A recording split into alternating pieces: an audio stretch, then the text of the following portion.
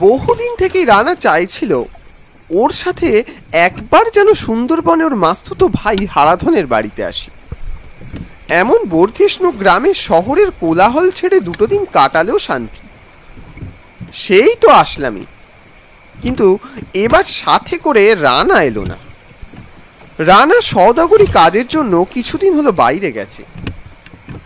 এই জনমানবী নদীপথে একাই চলেছি। আলো বলতে ঝোপ জঙ্গলের নিষ্প্রভ জোনাকিতে ঝাড়ের আলো।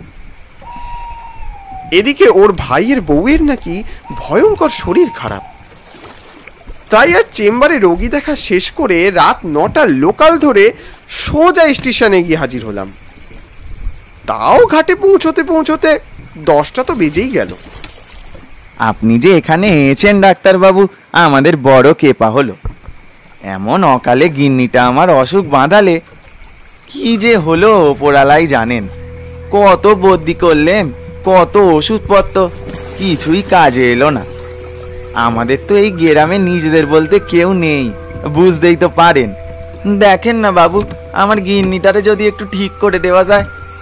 ওকে আশ্বাস দিলাম, চিন্তা করো না হারাধন, আমি তো এসেই গেছি। সত্যি বলতে গতকালই আমি আসবো ভেবেছিলাম, কিন্তু যা বৃষ্টি শুরু হলো, সদরের রাস্তাতে তো 1 হাঁটু করে জল জমে গিয়েছিল। তাই অগত্যা আজই রওনা দিলাম। তা ওনার সমস্যাটা কি হচ্ছে? বুঝতে পারছি না ডাক্তারবাবু।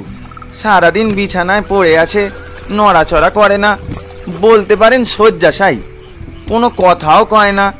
আর যাও বা বলে, সেও কি আমার বোঝার সাথ দিয়েছে? বুঝলুম না। তা উনি কি মাথায় কোনো আঘাত টাঘাত পেয়েছিলেন নাকি? না ডাক্তারবাবু, দিব্যি আমার সুস্থ বউ, আঘাত পেতে যাবে কেন? কত যত্নার্থী করি। আজ প্রায় 3 মাস 3 দিন হলো বউটা মাটিতে পা নামায়নি। এরপর হারাধন চুপ করে গেল। হ্যারিকেনের মৃদু আলোয় দেখলাম নৌকা দাঁড় বাইতে বাইতেও কি সব যেন বিড়বিড় করছিল।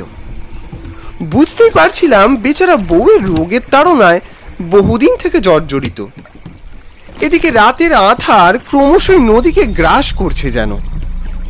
কমপক্ষে ঘন্টাখানিক ধরে হারাধন দাঁড় বাইছিল। ওর এই শুকনো কাঠের মতো হাত দুটো যেন হাঁপড়ের মতো ওঠানামা করছিল। কখন যে ওর গ্রামে গিয়ে পৌঁছবো তা ঠিক বুঝতে পারলুম না। এদিকে খিদেই চোখে অন্ধকার দেখছি।